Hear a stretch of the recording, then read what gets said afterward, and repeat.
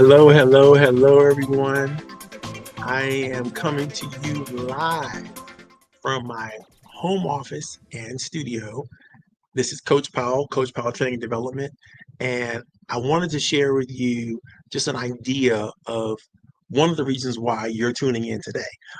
Clearly, what we have here is an illustration of my formula for success. This is the VisionQuest 90 process.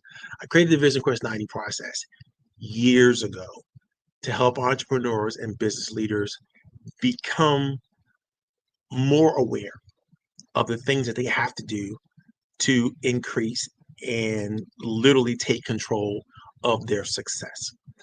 Um, if you learn how to appropriately integrate your sense of destiny, your sense of achievement, your execution processes, the development of purpose and understanding of your mission, as well as all the connections around that you need to develop, you're going to find that it's much easier, not easy, but easier to achieve whatever you want, whether that's greatness or excellence or any type of um, success or accolades that you may give to achieve success. And we've been on a sojourn almost for now 20 weeks, just discovering how to articulate and then create what you need to create. And if you notice the little wheel on the VisionQuest 90 process, where we talk about vision, we talk about goals, we talk about partnerships that you need to make, we talk about your sense of mission and how you need to create that. Then we finally get down to what's most important is habits. Habits is where execution lives. It's where, as a coach, I will tell you my favorite part of growth and development is really connected to habits, because I find that that's where the coaching so-called strategy and powers that we have tend to work best. And then our coaches out there who really don't understand what it takes to create a habit, which is important because you can do work in all five of the categories. But if you're not good at this last one that we're talking about now in this phase of our communication and our training processes, what happens is you can't do the other things well. You know, in all of those five key elements of success kind of play with one another, and they work together strategically in a way that helps you achieve your greatest ideals, your vision, your goals. Everything all kinds of works together to create the things that you want to try to create in your life. So let's talk about habits. Now, we started off a couple weeks ago talking about habits, what habits are, and why they're so vital to your success. So I'm not going to bore you today with that. Last week, we talked about the 8 core habits of today's executives and why they are important. In that 8 core habits, I may have mentioned last week, but it's important that you measure the changes that you're trying to make. It's important that you write down, articulate, and understand some system that helps you evaluate the behaviors that you're engaging in. Now, this is important because, oftentimes the question happens, what comes first? Is it thinking or is it behavior that comes first? The reality is it's a combination of both. When you're looking at habits, recognizing and understanding that your habits are unconscious, most of your habits are unconscious, and the habits that you're going to need to take you from where you are to where you want to go are going to have to become conscious and controllable quickly in order for you to, first of all, develop the new habits that you need to develop. And second of all, use those new habits consistently enough to lock them in till they become unconscious behavior. Unconscious. And so the reality is we're mostly running around unconsciously doing the things that we're doing right now. But in order to do the things that we dream of doing, becoming the people that we dream of becoming, accomplishing the things that we dream of accomplishing, we're going to have to adapt new habits. And this is very difficult because the habits that you have are unconscious, right? But they were developed years and years and years ago. No matter what your age is, there's a couple truths that you need to accept. The first truth is most of your habits today are unconscious. You have to accept that.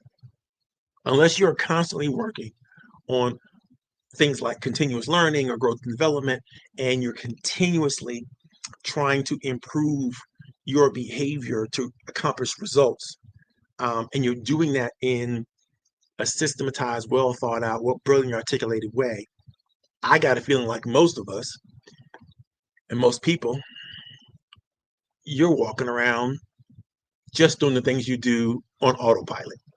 Why? Because your brain wants you to. Because your brain doesn't want to put the extra effort in that is going to be required for you to change your habits, especially the habits that you don't seem to really want to change. Why do I say this? I start off with the question: what happens first? Is the thinking or is the behavior? Does the thinking drive behavior? Does the behavior drive the thinking? The reality is the new habit that you're going to have in order to make it that unconscious behavior that you currently enjoy, you're going to have to do a lot of thinking about it. You're going to have to do a lot of support to make that habit, to ingrain that habit. Why do you think we have AA? Why do you think it's so difficult to deal with any type of addiction? Why do you think there's group homes associated with, changing your behavior? Why do you think people go off and pay a lot of money of these expensive seminars and workshops and so on and so forth to what? Change their behavior. But you don't have to do any of that if you listen to some of the things we're going to talk about today.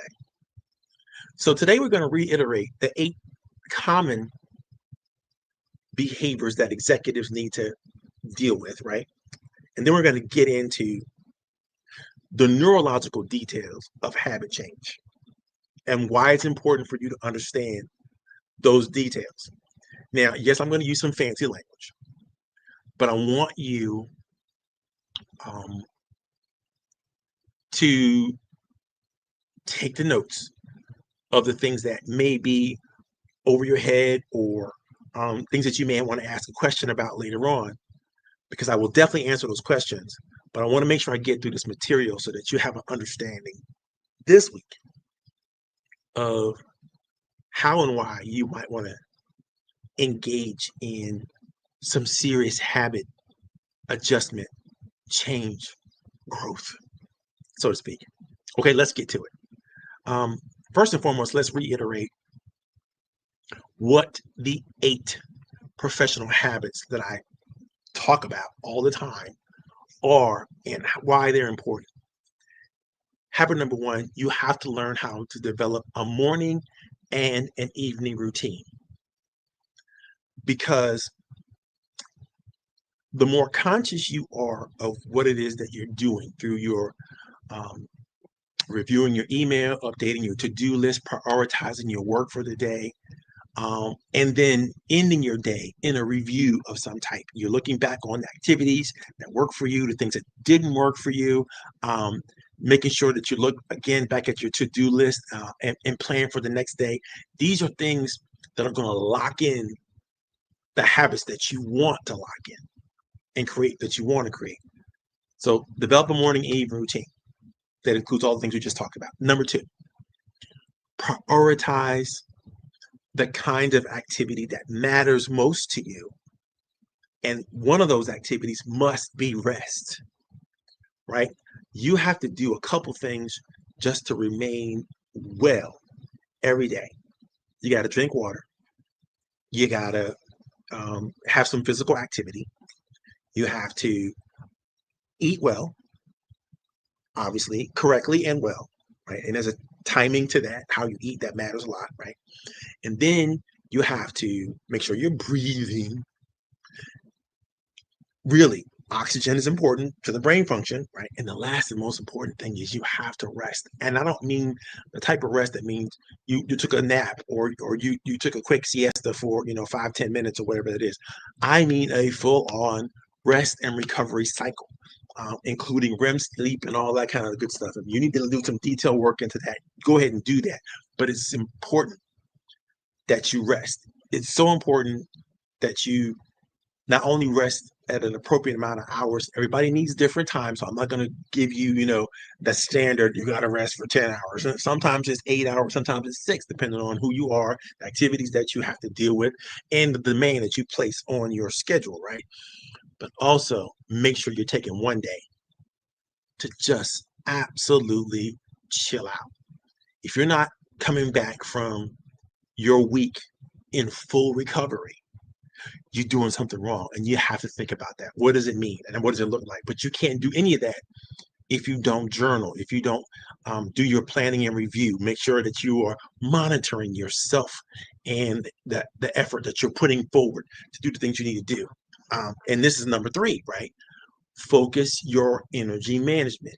You need to make sure that you're doing the highest possible activities for your day during the time of your day where you have the highest level of energy. And the more you track and manage that energy, the better you're going to get at becoming the kind of person who knows how to accomplish the things you need to accomplish in the time period that you need to accomplish it. You're not missing deadlines and you're not doing things that are walking you further and further behind the pace of your colleagues or the people around you, the things that you need to do to keep moving forward in the way that you want to be moving forward. Number 4, learning to adjust your work environment appropriately to keep you excited and interested and refreshing your mind and your energy level is super, super important to being able to accomplish things you want to accomplish. Number 5, making sure you're adding the high priority tasks to your calendar, the things that you must get done to your calendar. Scheduling out that activity and time for that activity is important to your time management. It's important to you understanding the pace and the rhythm of what your success needs to look like on a regular daily, weekly, monthly basis, and then evaluating and a tool to evaluate and measure those things. Very, very important. You might want to try the Pomodoro method, or you might want to try some kind of habit tracker, which we're going to talk about later on. 6, you've got to work on your time management. You've got to be an effective time manager, which means learning how to prioritize tasks based on their importance, based on the deadline, based on something that drives meaning into your world. You may want to look at the Eisenhower method in terms of developing a prioritization for your skill set and the things that you're trying to do. Number 7, schedule time for deep focus. What do I mean by that? Meditation, mindfulness, prayer, all of these things are important for you to be able to take control of yourself. You have to bracket time to focus on those things. You have to bracket time to focus on, giving honor to the universe, yourself, God, whatever it is that you believe in, reviewing your values, going over your not just your task list, but developing an understanding of your own critical values and how those values may play out using statements that might highlight your values and why your values are important to you, right? The last you might want to do is make a daily goal list. Now, this is different from a task list.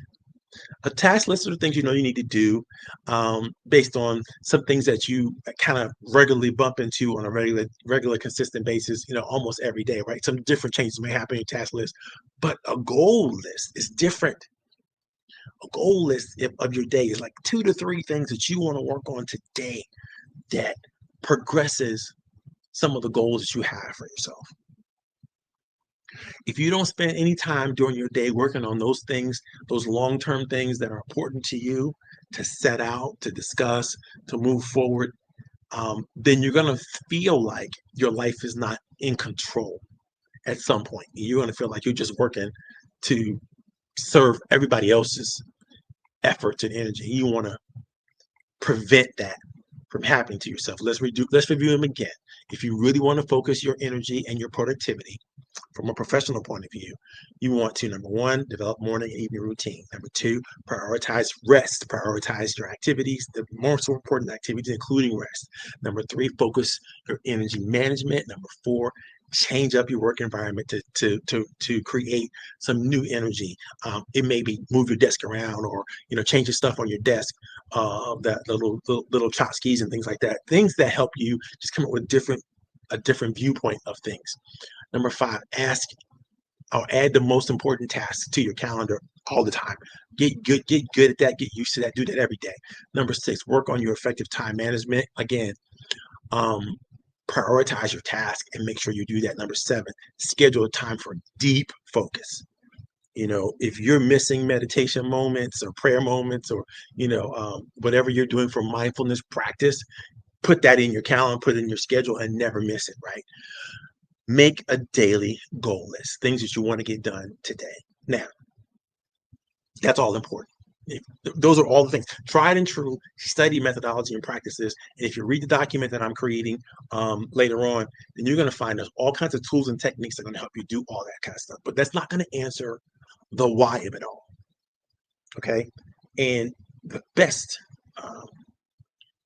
habit change professionals, people who understand how to get in front of themselves, control themselves, and be the example that others can look for, understand a few things. And I'm going to lead this next section off about habit tracking and the basic neurology that comes along with habit tracking, which is what we're going to talk about. Today's main topic, is we're getting into. I'm going to lead this off with a quote from C.J. Young. Dr. Young said this: your vision will become clear only when you can look into your own heart. He who looks outside dreams. He who looks inside awakes. Now, what do you think Young was talking about? He's acknowledging what I just shared with you earlier. Most of your behavior, most of the things that make your life in general unfold in front of you is involved about your behavior, how you react to things, how you act, how you move forward. It's all related to your personal ability to not just act the way you want to act, but react in the way that you want to react to certain stimuli, right? There are certain stimuli, cues to your current behavior. In order for you to change your future behavior, change into a person that has future behavior that you want to have, you're going to have to really understand and analyze the cues, the triggers that keep you behaving the way you're currently behaving.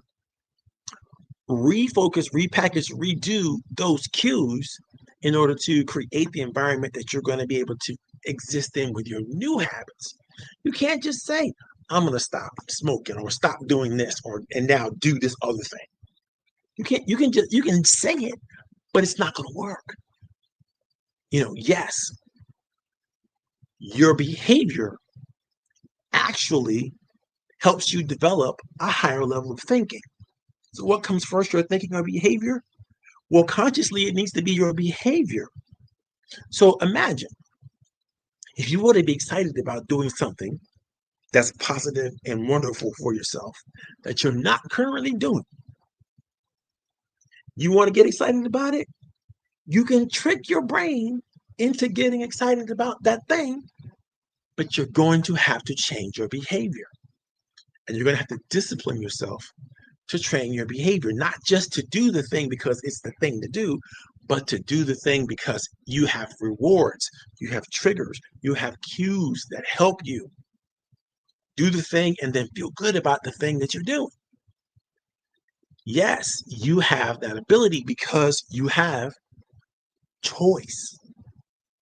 Choice of how you're going to behave, choice of how you're going to think about how you behave, choice about how you're going to set your environment up um, to actually be accepting of how you're going to behave, all of that. But you have to understand how your brain functions in order to maximize the effort here. So there are 4 areas I want to get into today. We're going to get into, let's see how much time I got. We're going to get into what we call self-directed neuroplasticity. That is your ability to change how your brain is wired. And then we're going to get into overall habit and brain function, in which we're going to talk about how your brain does the things that it does. And then we're going to talk about controlling your cravings and becoming mindful of your triggers and the things that make you do the things that you currently do that you don't want to do anymore, right? And then we're going to talk about cognitive efficiency, how to increase your capacity for new things by developing more conscious behavior that you've turned into automatic behavior, leaving room for new processes and new abilities to unfold and to things that you can work on.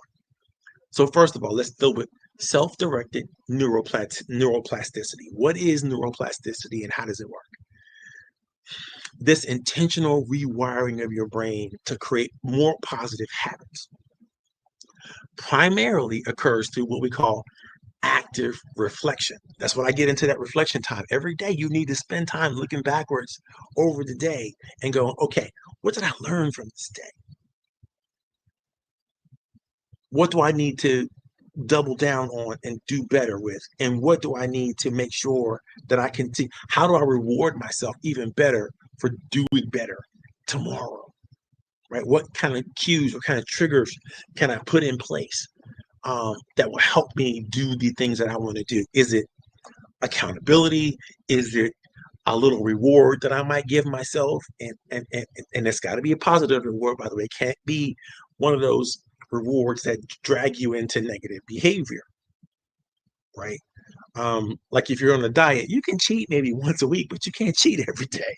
So that's not a good reward for the end of the day. Maybe a good reward for the end of the week after you've done a week full of activity. But again, you always have to track that. This is what habit tracking is. You have to track that behavior and that habit to make sure that you're doing the things that you're supposed to do, because you want to get the right cues in place, and you want to sometimes just checking it off the list or checking off the habit tracker that you develop is going to help develop that prefrontal cortex, that basal ganglia, right? That strengthens the neural pathways in your brain, allows you to do things better than you did before.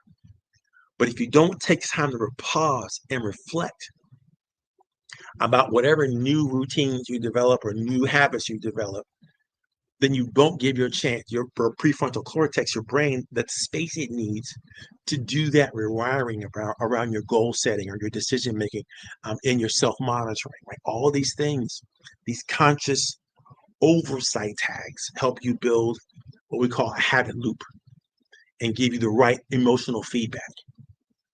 The other thing that happens when you are literally thinking about how to increase your neurological responses and doing it correctly, right, through a habit tracking, is again, you're developing those reliable cues, but you're becoming more mindful. And the more mindful you are of how well you're doing in this particular area, right? Whatever area of change that you're trying to get, you're strengthening those mental pathways. And you're teaching yourself and creating an environment within yourself of how to thrive. You are providing yourself positive mental feedback by reinforcing every day, how important it is for you to, if you're trying to focus on meditating. So you're spending that time, you block that time, and you're spending time doing it. Now, in your reflection time, you're reminding yourself again how important meditation was to you and what you got out of that meditative moment that you did for yourself. And the more you reflect on it, the more you learn from it, the more it becomes a shortcut that is in your brain that you automatically will be doing, and it becomes self-sustaining. The more you measure it, the more time you spend on it. So some people say it takes, you know, uh, 20 days, 21 days to change a habit. Some people say 40. Some professionals will suggest it might take 6 months, depending on how deep the behavior is that you're trying to develop or change. That really depends on and how great you become at self-reflection, self-monitoring, planning, review, checking it off. The more you think you can do that, you're developing cognitive bookmarks that help you regulate yourself and help you cultivate what we call meta condition, right? You're able to anticipate obstacles better. You're able to adjust strategies on the fly. You're able to maintain consistency because you are so deeply engaged in the habit change. It helps you become more confident in your own personal abilities to change yourself. The second thing that happens when you're doing habit tracking correctly, right, and it works, and you're working it the way you need to work it, is you develop what you call habit loops. These habit loops are triggers and behaviors and rewards that happen over and over and over again. Trigger, behavior, reward. Trigger, behavior, reward. So it's like when you are want to engage into a new skill, a new talent, a new habit, whatever that is, you need a trigger, followed by the behavior, followed by the reward. And the more consistent you do that on a regular, consistent basis, which is what you should look at when you create your habit trackers. What is the trigger? What is the behavior? What is the reward? And the more you ask yourself those questions around every single habit that you want to change, the more, again, you're engaging your brain, the more, again, you're giving yourself what is needed to give yourself in order to make those changes. This we call OFC, right? This is really, really embracing it. Or OFC it stands for orbital frontal cortex. This is the part of your brain, the system that your brain uses to engage in this habit loop and exchange and change your brain function. So how do leaders make this work in organizations? How do you make it work with yourself? How do you make it work with this, with other things? Thinking of and shifting your mindset from a know-it-all mindset to a learn-it-all mindset is very, very important. But again, you can only do that through reflection.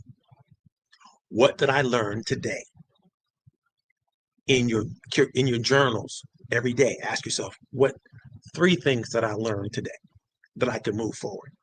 Look back on your list, check back through your emails, check back through your plans, check back through your meetings, and ask yourself the question, what did I learn today?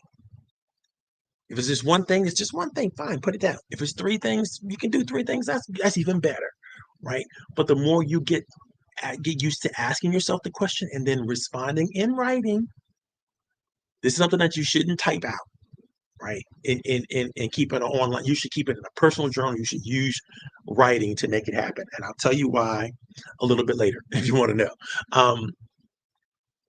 But if you do this right, you're going to find that you're going to be more creative. You're going to have more energy. You're going to be more excited about the days, the things you're doing throughout your day, even the mundane stuff that's boring to you. You're going to figure out other ways to make that thing exciting. You're going to figure out ways to delegate that thing, if you can delegate that thing, because you'll be aware. You're going to increase your awareness. You want to use unpredictable rewards, especially when you're dealing with teams. It's okay. In your team, you got to figure out what motivates your team and then do that thing that motivates them to create whatever change you want to create. by rewarding them. Things like immediate rewards, things like a little personal handwritten note or a public attaboy. When someone has an aha moment and they mention it in a meeting, or they congratulate them on their decision-making speed, on their ability to come up with creative or innovative ideas and design new concepts for the team to work away with. Leaders like even Jeff Bezos and Howard Schultz have been famous for creating micro rewards for their people, shout outs or different things on the bulletin board, surprise little treats, things that help people feel recognized and help them see themselves as valuable. All this stuff increases employee satisfaction, which turns into better business, right? You need to design real-time feedback dashboards. You need to reinforce the triggers, social reinforcement. Make sure that you're embracing a positive team coaching environment where people give each other rewards for job well done. All right. Try to end as much loneliness and isolation as you possibly can. I know this is difficult in the worlds where we're all working virtually or hybrid. And it's hard to, stick the landing when it comes to, these cues that you might want to give each other, to share with each other, to create this, environment where, you're basically creating habit loops and moving cultures forward with better brain function, right? It's hard to do, not impossible. You can use stickers, you can use even virtually, you can use all kinds of thank you notes and real-time dashboards and all kinds of good stuff that is out there, tools that are available for you to see each other's work. Quickly update dashboards. There's a perfect tools to use. The other thing you might want to create when it comes to the neurological habit development is an understanding of what mindfulness really is and how it can help you address and to break cravings that are negative and increase cravings that are positive, right?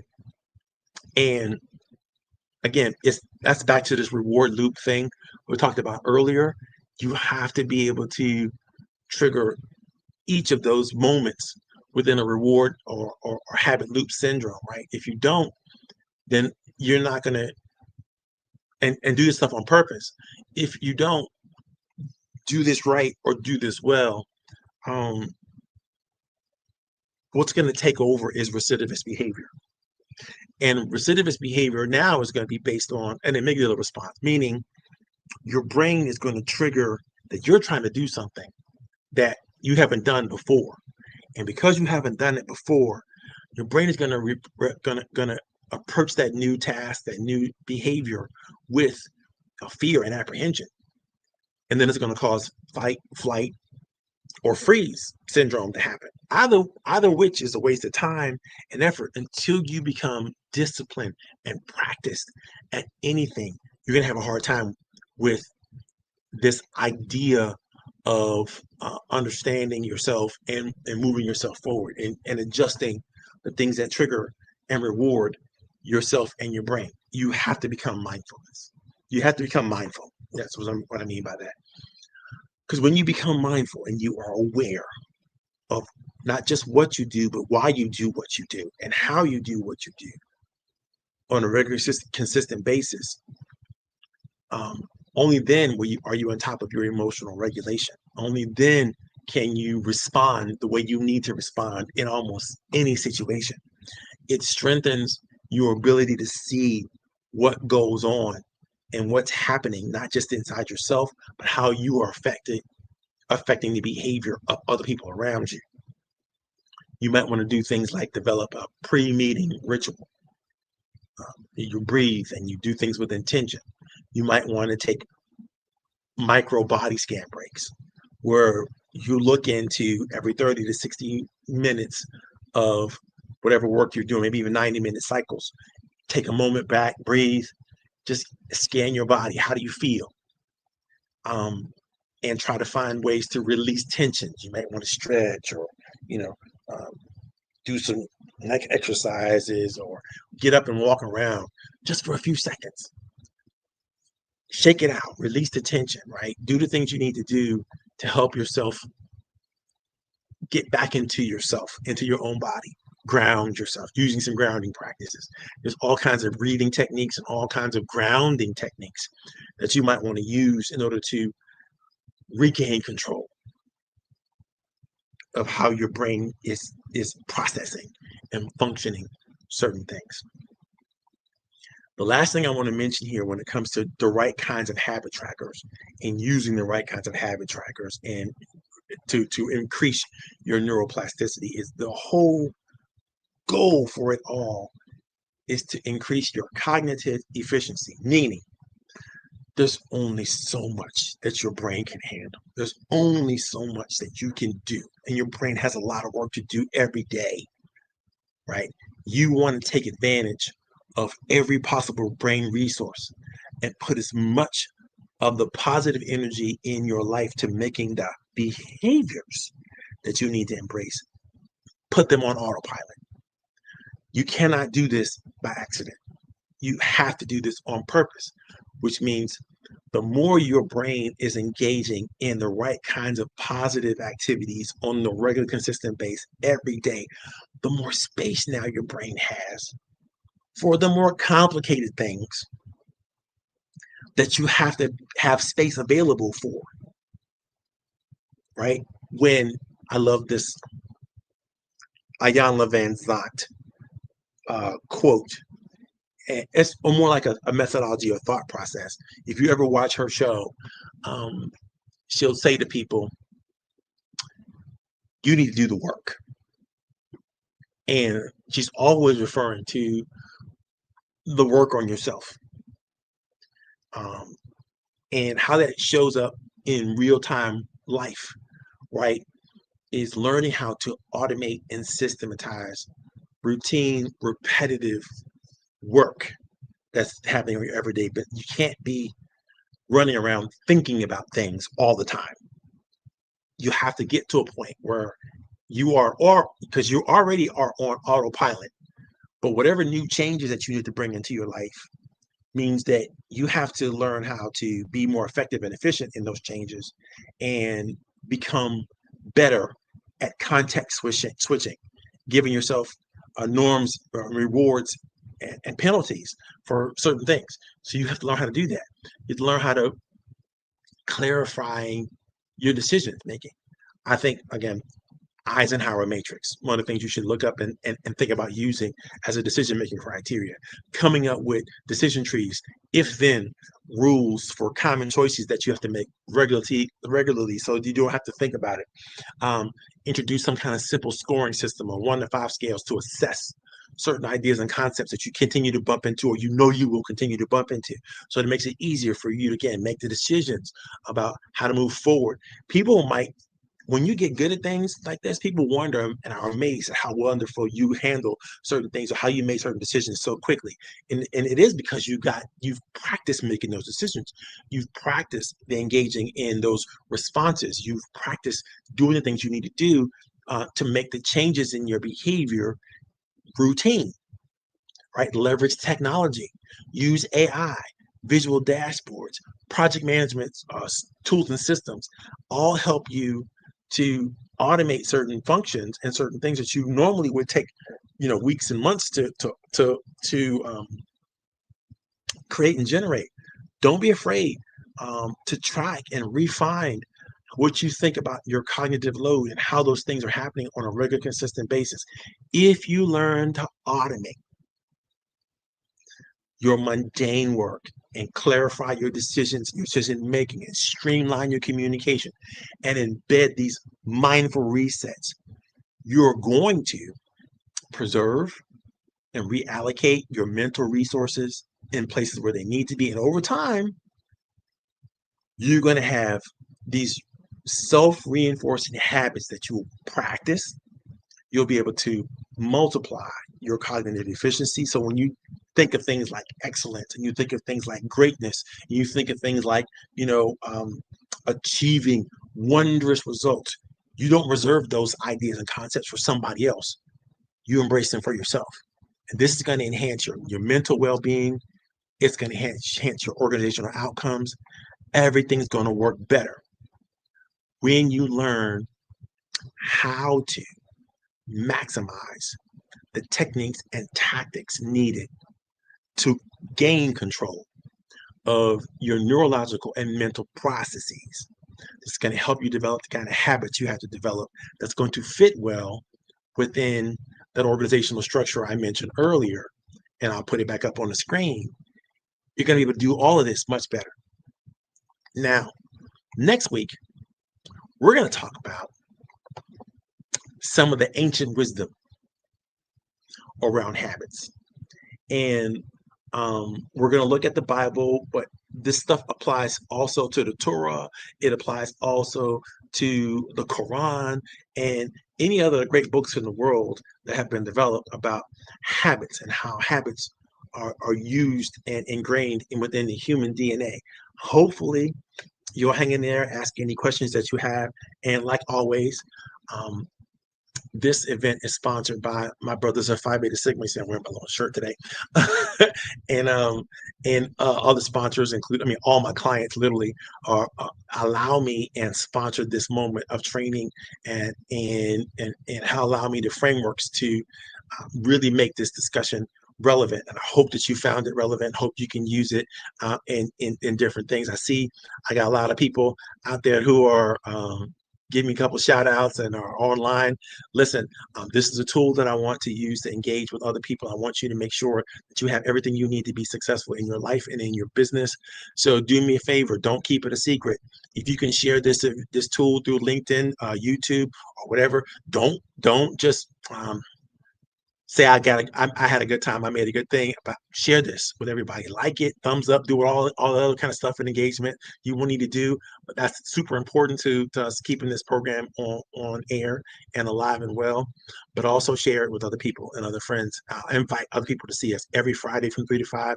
We're going to be doing this and talking about things that are relevant to entrepreneurs, business leaders, and their success. And I look forward to talking to you. Anytime you will have something to post, go ahead and put that in the comment section about who you are, where you're coming from, all that kind of good stuff. You'll never understand how important that is until you do it. People might, who know you might, give you a thumbs up, attaboy. If you have an event to share, they might attend your event. If you have a discount to share, they might take you up on that. So post your any comments that you want to have or anything you want to share. Go ahead and share that in the stream. This is a small business friendly environment. There's no shame in sharing the wonders and the greatness of who you are and what you've produced in the world and what you want to continue to produce in the world. So please do so. Engage as much as possible, whether you're watching this live or you're catching it on demand later on, which you can do on YouTube, LinkedIn, Facebook, and on Instagram, as a matter of fact. And so definitely stay in front of us and stay alive with us, and we're going to keep the party going. I'm going to sign out for today because my wife has asked me to take her out. I'm wondering where I should take her out. Anyway, we're going to get that done and have a great time. God bless you all, and I look forward to seeing you again next Friday at Coffee, Tea, You and Me. Thanks a lot. Bye-bye.